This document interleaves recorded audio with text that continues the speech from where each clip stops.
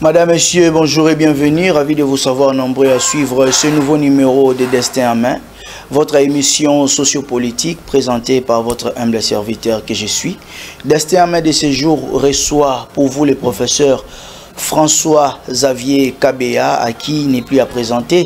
C'est sa énième fois de se joindre à nous dans cette émission, si pas une grande émission, Destin en main. Aujourd'hui, ça sera vraiment assez spécial. Nous n'aborderons pas les questions liées à l'actualité, mais plutôt à décortiquer son nouveau livre qui tarde à venir, intitulé Congo Eden, Congo Souffrance. Sa mission civilisatrice et colonisatrice, Congo Cosmos, Congo Bonheur, sa mission étoilistique et rose.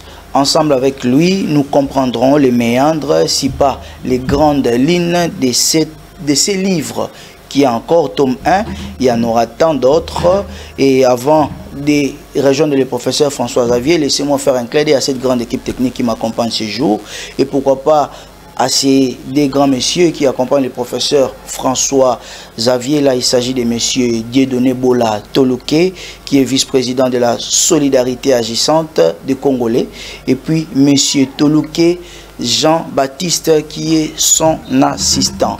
Bonjour et bienvenue, cher professeur François-Xavier. Bonjour David. Et le professeur François-Xavier, il est aussi poète, philosophe, il a un DEA en droits humains, et en droits humains, génie et culture de la paix et développement. Il est spécialiste en peinture moderne occidentale, en économie de développement. Il est initiateur de la philosophie des cosmos et de l'assurance. Auteur de plusieurs œuvres éditées et non éditées, édité Les Choix, Les Destins du Congo, sa mission civilisatrice et colonisatrice. Il est aussi père de l'unité, idéal, justice et puis mérite.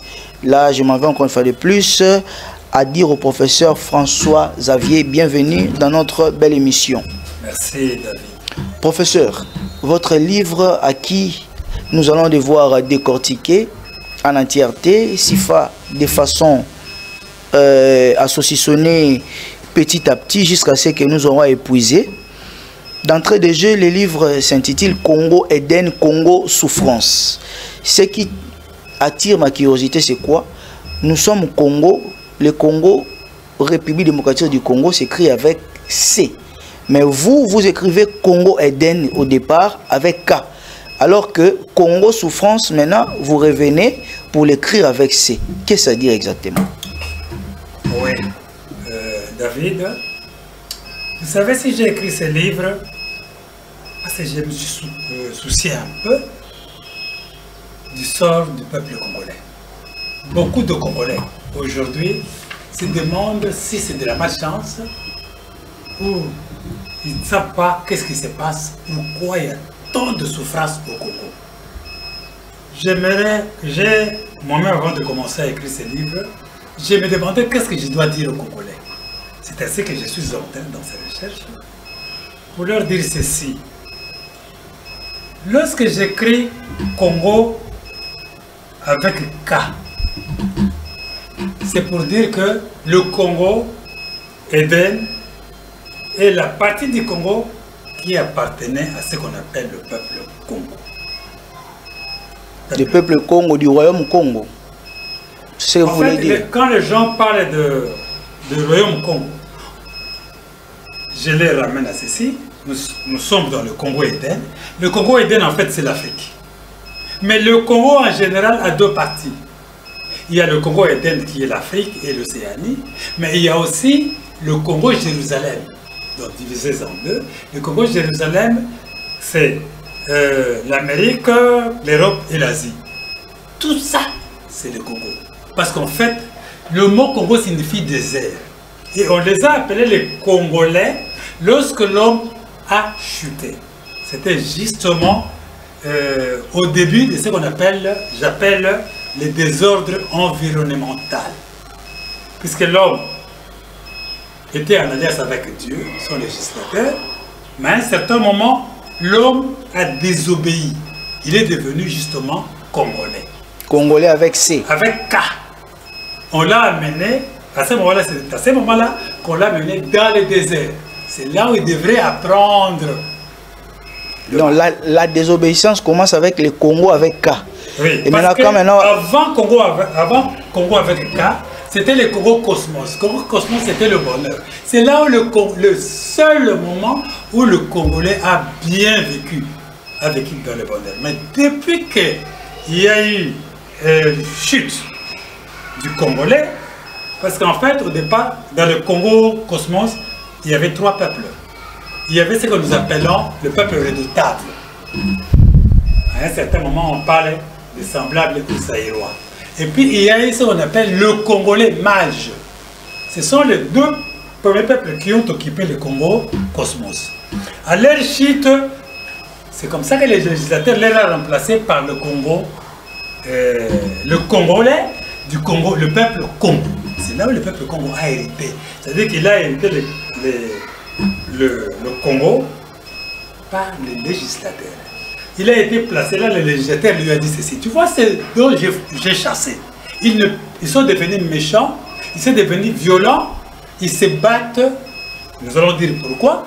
Ils sont partis. Ce sont ces gens-là qui sont allés constituer le Congo-Jérusalem. Mais professeur, s'il faudrait maintenant expliquer à ces Congolais-là, il n'a peut-être pas de niveau comme vous là, parce que la manière dont vous l'explicitez, il y a assez de zones d'ombre pour qu'il y ait compréhension. Expliquer cela à des mots simples. Mais je te disais, professeur, Congo avec K, quelle distinction y a-t-il entre Congo avec K et puis Congo avec C? Voilà. À des termes simples, hein, pour que nous puissions comprendre et avancer. Merci. Lorsque vous cherchez le mot Congo avec C dans tous les dictionnaires du monde, bien sûr, vous ne le trouverez pas. C'est une réalité qui n'est pas du monde. Je vais l'expliquer maintenant dans le prochain livre. Mais c'est le Congo avec C existe seulement dans le Congo Cosmos. C'est là où le Congo était le bonheur. Pourquoi signifie bonheur? Les peuples étaient. Mais le Congo Cosmos, c'est un Congo virtuel ou réel? Non, c'était un Congo. L'homme était dans le Congo Cosmos. Il est descendu dans le désert. Il est descendu dans le Congo Éden. Et qui habitait dans ces Congos-là? Dans le Congo Éden, il y avait... Dans le Congo Cosmos, avant que nous retombons au Congo Éden. 4 peuples, n'est-ce pas? Donc l'homme au féminin, au masculin. Il y avait les redoutables. C'est ce qu'on appelle... Vous verrez même, la Bible parle de peuple redoutable. C'était le peuple redoutable, n'est-ce pas? Nous allons donner leur cheminement, d'où ils sont venus plus tard, parce que nous sommes en train de refaire l'histoire. Et quand ce peuple, le peuple, c'est-à-dire les peuples redoutables, il y avait 3 peuples, le peuple redoutable, il y avait le peuple Congo, qui sont devenus mages, c'est-à-dire égoïstes. Le peuple bon, Congo bon, c'est-à-dire que ce sont ces peuples-là que Dieu a remplacé après avoir chassé le Congolais, qui était non, le Congo avec c'était le Congo Cosmos. Le Congo Cosmos. Oui. Le Congo bonheur. Quand ils ont péché, je vous dirai comment ils ont péché, ils sont entrés en désaccord avec les législateurs. C'est comme ça que le législateur est parti. Ils sont restés. On les a descendus. Il faut rappeler ici aux téléspectateurs, les législateurs que nous faisons allusion ici, c'est qui? Le législateur, c'est Dieu. C'est Dieu le Père, le Dieu créateur. C'est le créateur. C'est lui-là qui était le père de redoutable et des Congolais. Quand le redoutable est devenu frustration, c'est-à-dire que ça ne va pas être semblable. Hein? Quand il a dérangé, il a coupé ses relations avec Dieu, il est devenu semblable. Et semblable, redoutable. Et quand le Congolais, qui était lion, qui était paradis, n'est-ce pas, qui était expérience, a perdu son expérience. Et qu'il s'est associé, il est devenu égoïste. Ce n'est pas des égoïsmes, de l'égoïsme, ou de mage. Vous comprenez? Là, nous ne parlons pas encore de la femme. Parce qu'ils étaient ensemble. Homme masculin, homme féminin. Donc c'est là où s'est arrêté le bonheur du Congo. C'est que nous vivons aujourd'hui. À cette époque-là, à la chute, quand l'homme est chuté, il est tombé dans le désert. Donc si nous comprenons bien, le Congo Éden, Congo souffrance veut dire la même chose. C'est la même chose. Dans le Congo souffrance, c'est synonyme de Congo Éden. Ça signifie Congo, mais souffrance.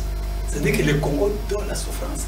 Et ce mot Congo, Dans le fait de vivre dans un désert, le fait de vivre dans un désert, vous souffrez. Oui. Parce que dans les déserts, il n'y a pas de vie, il n'y a pas de vie. C'est-à-dire qu'il y a l'arbitraire. Voilà, il n'y a pas de vie, il n'y a pas de vie. La souffrance, oui. La misère, la pauvreté, la tout mort. Ce qui va avec.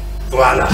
Alors, quand les Congolais, avec ces est tombé, quand les Redoutables est tombé, ils sont devenus égoïstes, ils sont devenus frustration ou semblables. C'est là où d'ailleurs Jésus vous dit, dans la Bible, il dit, il est difficile que le chameau, dans le Congolais, qui est tombé, le Redoutable qui est tombé, il est comparé à un chameau qui doit entrer par le truc de l'aiguille, n'est-ce pas? Et il dit, il est difficile qu'un chameau entre par ces trous pour qu'un riche signifie égoïste, puisse entrer dans ces trous. Donc il voulait toujours, voilà pourquoi j'ai dédié le livre à Jésus, j'ai dédié à beaucoup de gens que je vais citer pourquoi aussi. Alors quand l'homme est tombé, il est entré dans le Congo. On l'a appelé Congolais. Il devrait maintenant passer dans le processus de la congolisation avec K. Donc quand le Congolais là est tombé, donc selon vous, Congolais veut signifier pécheur. C'est synonyme de pécheur. Là, je parle dans la science et dans l'existence. Et maintenant, quand est-ce que ce Congolais-là sera converti pour quitter le péché? Voilà. Et je vous dis, si vous suivez l'histoire des Congolais, n'est-ce pas, depuis l'Égypte, parce que le Congo, c'est toute l'Afrique. Le Congo Éden, c'est toute l'Afrique. Vous suivez l'histoire de ces Congolais, ils ont fait ça. Il y avait lutte toujours entre Redoutables et Congolais. C'est-à-dire qu'entre semblables et égoïstes. Professeur, ici je vois dans votre livre, vous avez écrit ceci. En réalité, si je dois m'hasarder à dire quelque chose pour les apaiser, ça c'est, je suis à la page 5. Oui. Page 5, 4e paragraphe. Vous avez ici, je reprends pour l'attention de nos téléspectateurs. En réalité, si je dois m'hasarder à dire quelque chose pour les apaiser, ce serait le Congo en tant que nation attend sûrement une nouvelle expérience pour décoller. Cette expérience sera issue d'une loi divine. Il s'agit des principes dits cosmos et assurance. Et restons d'abord là parce qu'il y a un point, nous allons poursuivre. Voilà. C'est là où je vous dis que c'était mon souci. Les Congolais ne souffrent pas aujourd'hui. Les Congolais souffrent depuis. Si dans l'histoire quelque part vous avez par exemple la reine de Seba. Donc nous subissons une succession de la souffrance. De la souffrance. Cette souffrance a commencé depuis que nous sommes entrés dans le désordre environnemental. Parce que les Congolais vivaient avec ces et les Redoutables vivaient dans l'ordre, l'harmonie et la beauté de la vie. Mais quand il y a eu des ordres, nous avons quitté cet ordre-là, nous sommes entrés dans le désordre environnemental. C'est là où est né, quand je parle de désordre environnemental, c'est la naissance de ce que j'appelle le noir, la naissance de ce que j'appelle la civilisation. Le Congo est entré dans la civilisation. Donc si je comprends bien, le Congo qui vivait à l'époque de Cosmos, c'était avant même le tour de Babel. Avant le tour de Babel. Donc les désordres apparaît au moment où il y a eu le tour de Babel. Voilà. L'homme s'est séparé avec le législateur qui est parti. Il est resté sous la discipline où il devait vivre sous la houlette de ce qu'on appelle l'indifférence. Je salue Jean-Paul Sartre qui parlait de la matière et de l'indifférence. Je vais en parler. C'est un philosophe comme moi.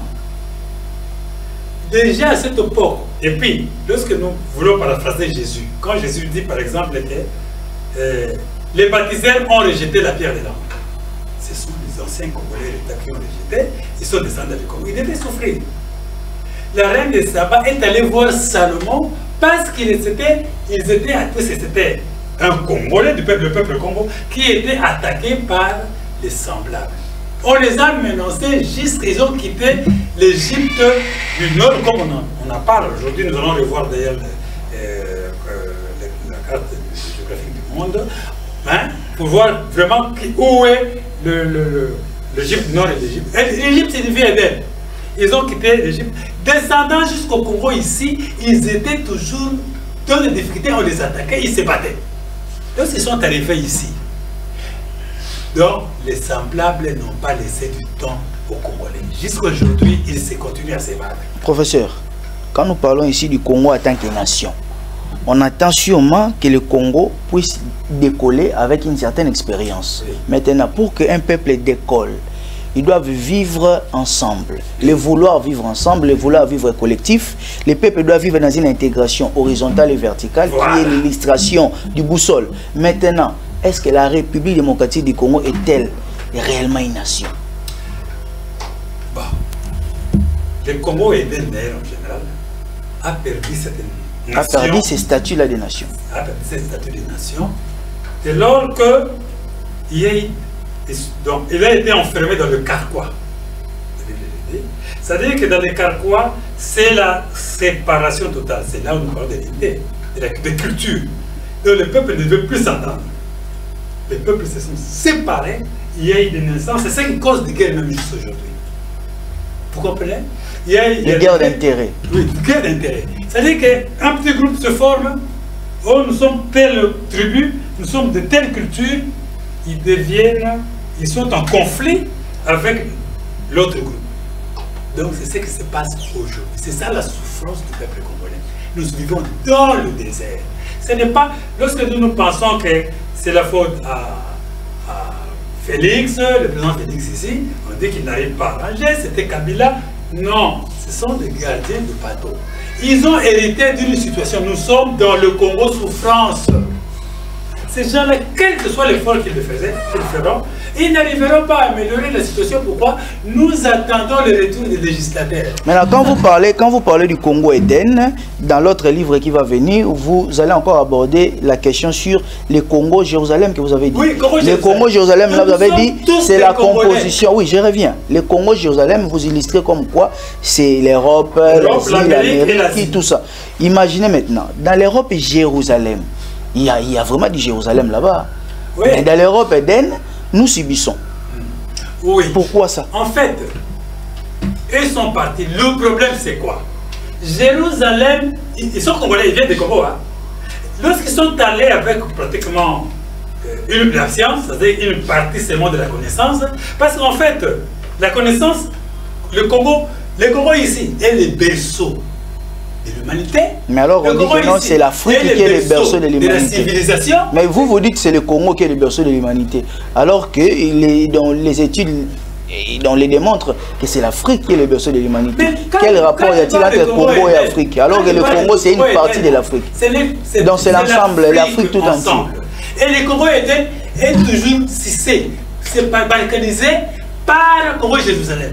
Parce qu'en fait, dans leurs soucis, il faut revenir dans le Congo Eden. C'est là où il y a la vie. Le Congo est le seul pays du monde. Le Congo Eden est le seul pays du monde où on trouve de la matière et du bio. C'est-à-dire que la matière et la différence. En d'autres termes, les deux dieux se retrouvent ici au Congo et en Europe seulement. En Asie, en Amérique. Il n'y a pas. C'est-à-dire que tout ce que nous faisons, c'est sur la roulette de l'indifférence. Alors, qu'est-ce que nous devons faire? Comment le Congo maintenant peut devenir Congo moderne? Parce que je vous ai dit, la colonisation, la civilisation a commencé au Congo. La civilisation, c'est l'homme est devenu noir. Quand on parle du peuple noir, ce n'est pas la couleur. Quand on écrit noir de la couleur, c'est avec eux à la fin. Mais quand on dit un noir, noir signifie guide, ce qui devrait guider. Et quand on dit blanc, il n'y a pas la couleur blanche, il n'y a pas la couleur blanche, il y a la couleur blanche. Vous comprenez? Les blancs devraient suivre le noir. Vous allez voir que ce n'est pas lié à la couleur. Les blancs, les noirs sont des guides. Ce sont eux qui devraient en fait guider le blanc. Et les noirs, le premier noir, c'est ce qu'on appelle les Hébreux. Hébreux signifie noir. Ce sont eux qui ont même écrit l'histoire de la Bible. Moïse et tout ça, c'était des Hébreux. Oui. Ça c'est connu. Ça c'est la religion. Nous restons vraiment dans la science. Oui. Nous sommes dans la science. L'histoire a été falsifiée où? L'histoire de quoi? L'histoire de la Bible. Oui. Parce que les Congo étaient avec les Hébreux et utilisaient la philosophie et le maths et tout ça.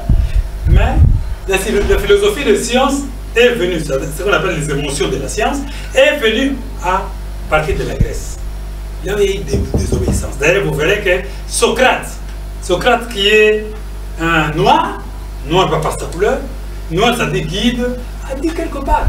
Il a dit, l'homme, homme, connais-toi, toi-même et deviens qui tu es. Et deviens qui tu es. Donc, Socrate avait compris que l'homme est un jumeau. Il a deux parties. La première partie, on appelle ça animie, la deuxième partie, on appelle ça animal. Mais la science n'est capable que de gérer l'animal. Mais professeur, évoluons, parce que la télé, c'est le temps. Votre livre est tellement enrichissant, à quoi je ne saurais les décortiquer en entièreté en une seule émission. Imaginez, là, je me trouve à la page 10, directement. Là où vous avez encore écrit, il a fallu que cet homme acquiert aussi le génie, les savoirs, la culture, de l'indifférence et la connaissance, la mentalité et la soumission du législateur. Tout ça, je les retrouve encore dans l'unité de l'expérience, devrait enseigner la connaissance, la mentalité et la soumission. Voilà. Maintenant, l'unité en question que vous en dites ici, c'est vraiment respecter au Congo, Jérusalem, et non au Congo, Éden. Qu'avons-nous fait pour subir tout ce que nous subissons? Vous vous trompez. Vous vous trompez. L'unité qui viendra, parce qu'en fait, vous voyez aujourd'hui, les Tutsis, les Américains, s'attaquent au Congo. C'est-à-dire qu'eux pensent quoi? Ils disent que les Congolais sont incapables de développer cette nation-là qu'on leur a donnée, n'est-ce pas? Pour le bien de tout le monde. D'ailleurs, vous savez bien que le Congo est un pays internationalisé. Ça appartient à tout le monde. Et c'est cette logique-là qui crée la difficulté. Les Congolais disent, mais nous sommes souverains, nous sommes chez nous, Dieu nous a donné cette... Non, on se trompe, nous sommes souverains sur le plan des droits. Voilà. Mais sur le plan des relations internationales que vous abordez là, nous ne sommes pas souverains. Nous sommes sujets du droit international. Ce pays-là nous appartient. Ça c'est clair. Nous devons y revenir. Mais le Congolais dit, mais vous ne devez pas y revenir parce que nous avons eu l'instruction de législateur. Vous devez revenir au Congo seulement lorsque vous cesserez d'être de violents, lorsque vous cesserez d'être des méchants. Vous voulez vous accaparer du Congo, balkaniser le Congo, de la conférence de Berlin et tout ça. L'objectif c'est quoi? C'est soit faire disparaître le peuple congolais, le peuple Congo qui sont des ayants droit aussi, parce qu'ils se les ont remplacés, ou tout simplement les chasser pour remplacer avec un peuple qui doit travailler pour l'humanité, pour tout le monde. Mais c'est parce que ce peuple-là est taxé d'ignorants. Nous sommes ignorants. On nous taxe d'ignorants. Nous ne sommes pas des ignorants parce que nous avions eu l'instruction du législateur. Le législateur nous a dit, vous n'allez pas appliquer le développement. Jusqu'à mon retour. Le Congo, c'est une concession qui appartient au législateur et à l'indifférence. Et eux ne sont pas en combat. Le combat, c'est nous les hommes. Tu vois? Et au début, ils disent, créons l'homme à notre image. Eux devaient créer. Mais vous, les hommes, il y a la convoitise.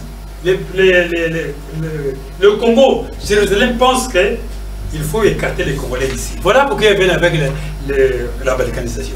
Ils disent, nous devons le faire chasser et mettre un peuple qui doit créer le développement. Le peuple Congo dit, non, vous devez rentrer ici seulement, puisqu'il y a l'unité, ça viendra. C'est là où le Congo commence. Mais les Congolais disent non, vous n'allez pas nous chasser ici, c'est notre pays. Et puis, nous, on n'a pas le droit d'amener votre développement ici qui agresse la nature, qui détruit la nature. Comme vous avez détruit le professeur, parlons ici de la mission civilisatrice du Congo Éden. Voilà. J'ai vu ici, vous avez écrit ici, la mission civilisatrice préparer l'homme par le génie Éden. Il s'agissait de lui apprendre la gestion, l'égoïsme, la stupidité et l'ignorance, comme j'étais disant. Maintenant, le problème c'est quoi? En termes de gestion, dans ces pays, les cas du Congo que nous subissons actuellement, le Congo Éden, Congo souffrance, la gestion fait défaut. Quand on vous parle de la gestion, qu'est-ce que signifie ce mot en existence? La gestion c'est un art. En science, on vous dit gestion, c'est gérer. Gérer, oui, c'est un art. Oui. L'art de gérer. Voilà. Lorsque vous parlez du destin, mon destin à moi, c'est-à-dire que je suis géré. Moi, je suis géré par la nature, par les ténèbres. C'est-à-dire que la gestion n'a que deux concepts. C'est la magie et la sorcellerie. C'est ça la gestion. Donc, gérer la nation ou gérer quelqu'un, c'est en fait le diriger l'amener. Maintenant, quand vous parlez de la magie et de la sorcellerie, c'est quoi la distinction? C'est quoi la distinction? Pour que les gens comprennent. Parce que là aussi, ça fait encore, ça fait couler beaucoup d'encre de salive. Pourquoi? Parce que quand d'autres confondent la magie à la sorcellerie. C'est quoi la magie et c'est quoi la sorcellerie? En fait, je l'ai expliqué dans le livre. Oui. J'ai dit la magie. Nous avons la chance de vous avoir aussi sur le plateau. La magie, c'est un art. Hein? C'est un art, un pouvoir qui permet d'aller dans le ténèbre, de puiser ce qui est dans les ténèbres et de les ramener dans la nature. Ça, c'est la magie. La magie. Or, lorsque vous prenez tout ce qui est bio, tout ce qui est mort, n'est-ce pas, dans le sous-sol, tout ça, vous les ramenez dans la nature, ça détruit la nature. C'est là le développement. Vous comprenez? Mais la sorcellerie, c'est le contraire. C'est prendre ce qui est dans la nature et d'aller les cacher dans les ténèbres pour faire souffrir les récalcitrants. Ils ne doivent pas manger. Ça, c'est la sorcellerie. Ça, c'est la sorcellerie. C'est le contraire de la magie. Maintenant, entre les deux, que doit-on appliquer? C'est ces deux arts qui gèrent l'environnement. Le monde. Et ces deux arts est développé par les semblables. Ils se battent avec le mage qui exerce l'égoïsme. L'égoïsme, c'est quoi? C'est la science, c'est le savoir et la culture. C'est le génie. Vous comprenez? Eux ont développé ce génie. Les autres ont développé la gestion. C'est les deux. Lorsque je parle de la loi de l'Éden, il y a la gestion, il y a l'égoïsme, il y a la stupidité et l'ignorance. Ils ne savent même pas que tout ce que nous faisons, nous sommes dans l'ignorance. C'est ça la force de Jérusalem. Et maintenant, s'il faut quitter de l'ignorance à la connaissance, que doit-on faire? Voilà. Maintenant, comment est-ce qu'ils sont partis pour développer ces génies? En Afrique, au Congo, il y avait deux boîtes. On a appelé la boîte de Pandore, n'est-ce pas? C'est la boîte de tous les mots, le génie, et il y a la boîte de la sincérité. Quand ils partaient, n'est-ce pas? Jérusalem a pris la boîte de Pandore. C'est ce qu'ils utilisent pour gérer le monde. Vous comprenez? Alors, il y a la boîte de la sincérité qui est restée au Congo.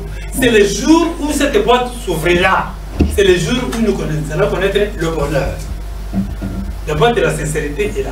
Qui est maintenant le protectrice de la boîte de la Pandore et la boîte de la sincérité? C'est la femme. Voilà pourquoi on vous dit que c'est la femme qui a mené les désordres dans le monde. Mais c'est l'homme qui l'a aidé à faire. Comment ça?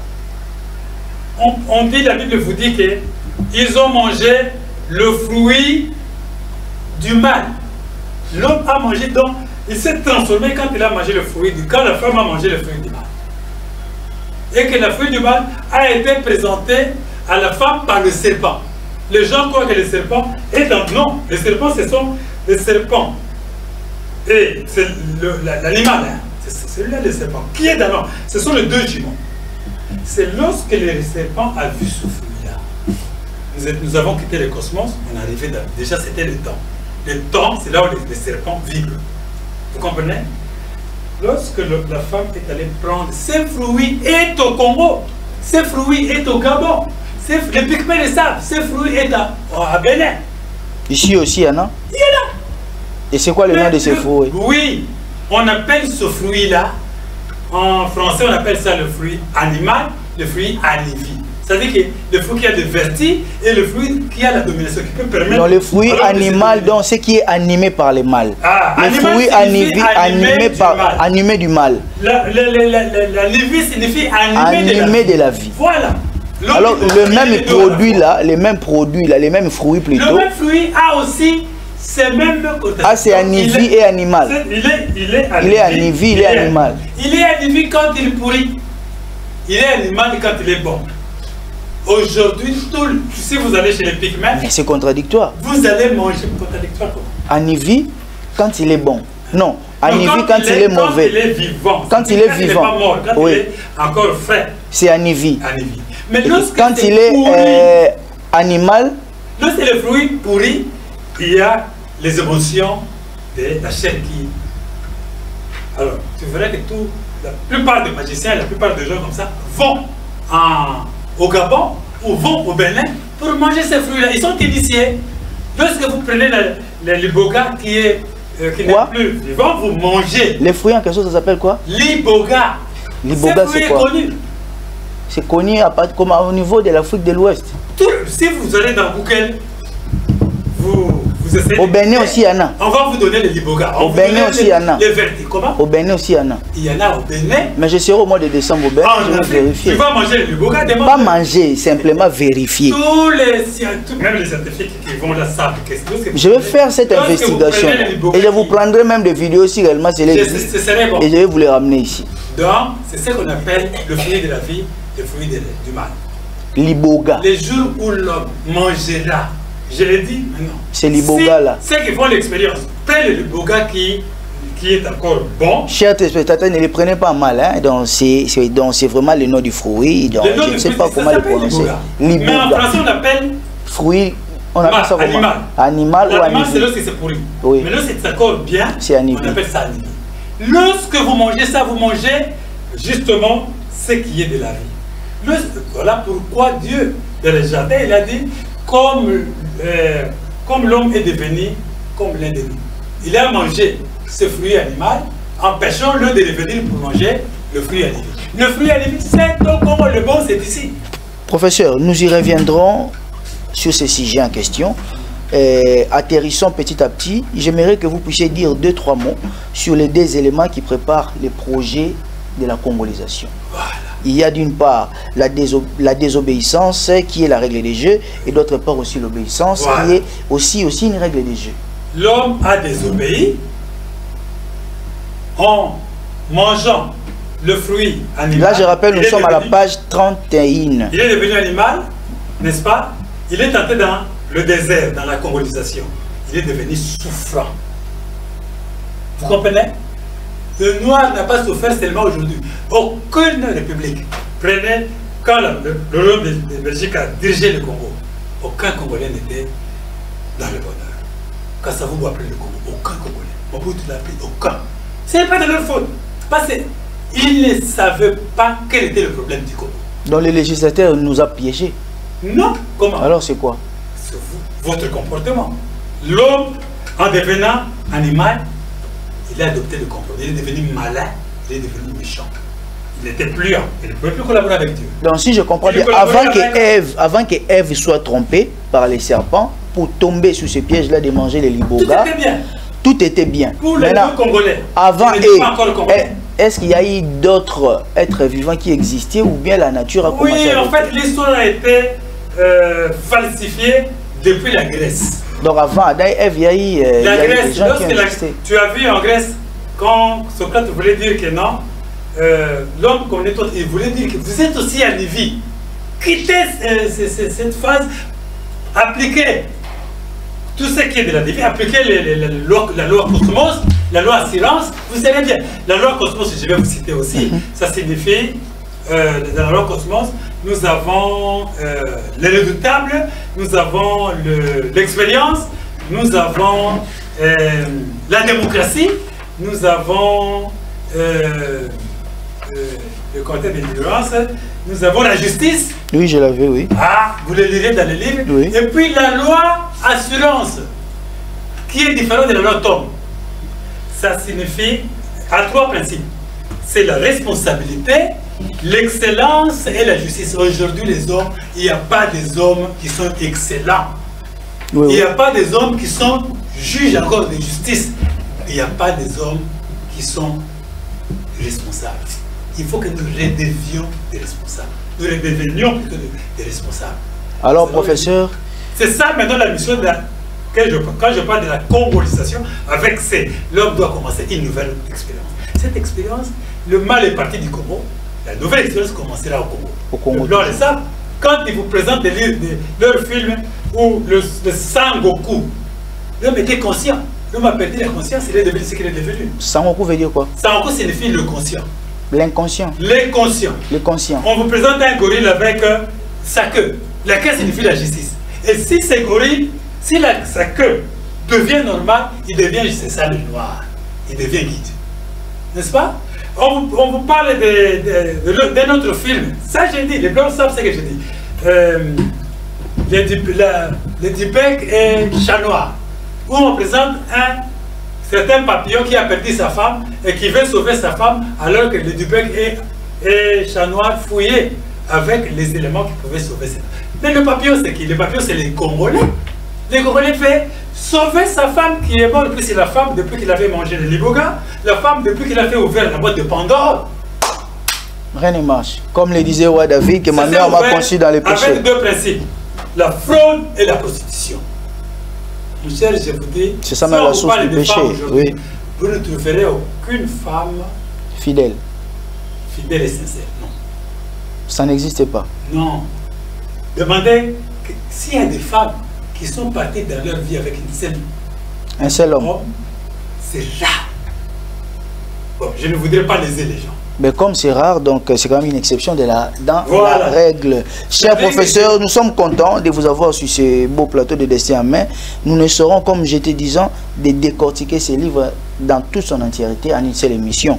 Nous allons y revenir, vu les temps épuisés. Professeur, ça c'est une question sincère que je vous la pose. Réellement, dans quel état aviez-vous lorsque vous étiez en train de monter ces livres? Soyez-en sincères. C'était quoi votre objectif? Voilà. Mon objectif, c'est quoi? C'est de dire aux Congolais, ne te décourage pas. Ta souffrance va bientôt terminer. Ta souffrance était liée au temps. Cette millénaire de souffrance pour les Congolais. Mais en fait, ce n'est pas seulement le Congolais de Congo était, mais aussi celui qui est au Jérusalem. Ils cherchent à revenir ici. Parce que la vie, c'est ici. Vous comprenez? Ils veulent revenir pour manger le liboga, mais qui n'est pas pourri. Revenir pour manger l'arbre de la vie. Le liboga à Nivi. La Nivi. Donc, c'est ça qui va commencer. Le changement commencera par ça. Après, nous allons ouvrir la boîte de Pandore. Votre femme a fait du mal, elle est avec un autre homme. C'est ça la femme. Ne le sanctionnez pas trop, parce qu'elle a la boîte de la sincérité. Les jours où la soumission sera là, j'ai parlé de la conscience, la mentalité et la soumission. Lorsque tous ces éléments, l'homme va suivre ce principe-là dans le processus de congolisation, avec une nouvelle expérience, tout va s'arranger. Alors vous prendrez votre femme, vous allez ouvrir ce qu'on appelle la boîte de la sincérité. C'est la femme qui est en principe, qui est le détenteur, qui est le gardien de la boîte de Pandore, qui est le gardien de la boîte de la sincérité. Ne les sous-estimons pas. La femme est très importante. C'est lui qui va encore nous aider. Mais quand le papillon cherche à sauver sa femme, il sait. La femme est devenue congolaise. Congolaise signifie intérêt. Merci beaucoup, professeur. Vous n'êtes pas seul aujourd'hui sur ce beau plateau. Je rappelle qu'encore une fois, vous êtes accompagné de deux messieurs. Monsieur Dieudonné Bola Toluke, qui est vice-président de la solidarité plutôt agissante de Congolais, et puis monsieur Toluke Jean-Baptiste. Donc, pour aujourd'hui, nous bouclons ici. Je vais vous donner un mot de la fin, ne vous en faites pas, je vais vous donner un mot de la fin, mais avant que vous puissiez clôturer, j'aimerais faire appel à monsieur Dieudonné Bola Toluke, avoir un tout petit peu de l'impression aussi pour ses livres, et de par lui-même, voir comment lui aussi a aperçu ces livres à ses propres mots, c'est quoi les motivations, c'est quoi la leçon que lui-même a tirée. C'est quoi la leçon tirée par ces beaux livres que je rappelle encore aux Congolais. Ces livres s'intitulent Congo Eden, Congo Soumission, sa mission civile, Congo Souffrance plutôt, sa mission civilisatrice et colonisatrice, Congo Cosmos, Congo Bonheur, sa mission étoilistique et rose. Donc je vous prie vraiment, ces livres à plus de 100 et quelques pages, soucieux de vous les convier à les lire. Ça va vous éveiller, ça va vous rendre encore beaucoup plus cultivés. Soyez-en cultivés. Ne soyons pas pour ceux-là qui disent que, ne soyons pas pour ceux qui disent tout le temps, coucher de la richesse pour un noir dans un livre. Pourquoi? Parce que les noirs ne lisent pas. Les noirs lisent très peu. Non. Alors qu'il y a des écrivains noirs. Nous connaissons l'histoire des Amenga et tant d'autres qui en ont écrit. Et là, les professeurs révèlent aussi même Socrate était noir sur les plans d'illustration par rapport à ses efforts fournis. D'entrée de jeu, nous avons M. Dieudonné Bola Toluke. Nous avons M. Dieudonné Bola Toluke ici sur ce plateau. Et bienvenue M. Bola. Bienvenue monsieur. J'espère que vous avez suivi l'émission dans toute son entièreté. Oui, très bien suivi. Donc les débats étaient à la hauteur. Impeccable. Maintenant, comment avez-vous recueilli cette initiative quand les professeurs vous avez annoncé qu'il va devoir publier un livre du nom de Congo Eden, Congo Souffrance, Congo Cosmos, Bar Bonheur? Je suis très ravi parce que le projet, c'est un projet qui est vraiment à la hauteur.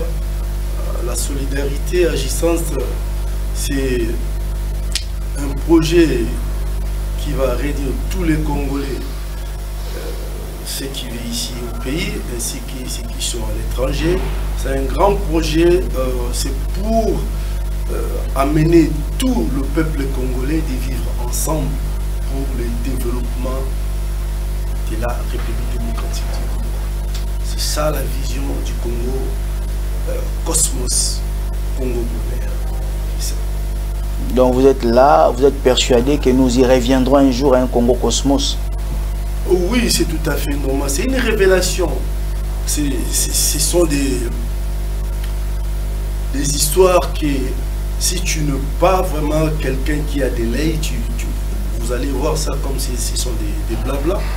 Donc cela nécessite vraiment d'une concentration approfondie. Et l'idée est là. Le professeur n'est pas seul. Lui, il a lancé la mission. C'est maintenant, ça demande que tous les Congolais puissent adhérer à cette idée. Le soutenir aussi, pourquoi pas.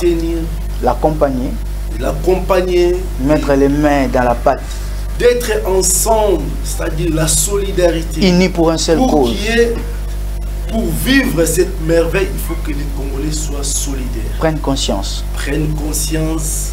Nous vous avons remercié, merci, monsieur, de vous avoir rejoint à nous. Merci beaucoup. Encore une fois, je pense que ça ne sera pas une dernière fois. Non, c'est pas. Nous sommes là. Nous vous remercions. Merci beaucoup. Avec plaisir. Merci. Là, nous revenons avec les professeurs. Professeur, en 30 secondes, votre mot de la fin avant que je puisse désannoncer l'émission. Oui. Nous disons que les Congolais ne se découragent pas. C'était un temps, nous sommes à la fin du temps, nous passons du temps au cosmos, des temps d'insincérité.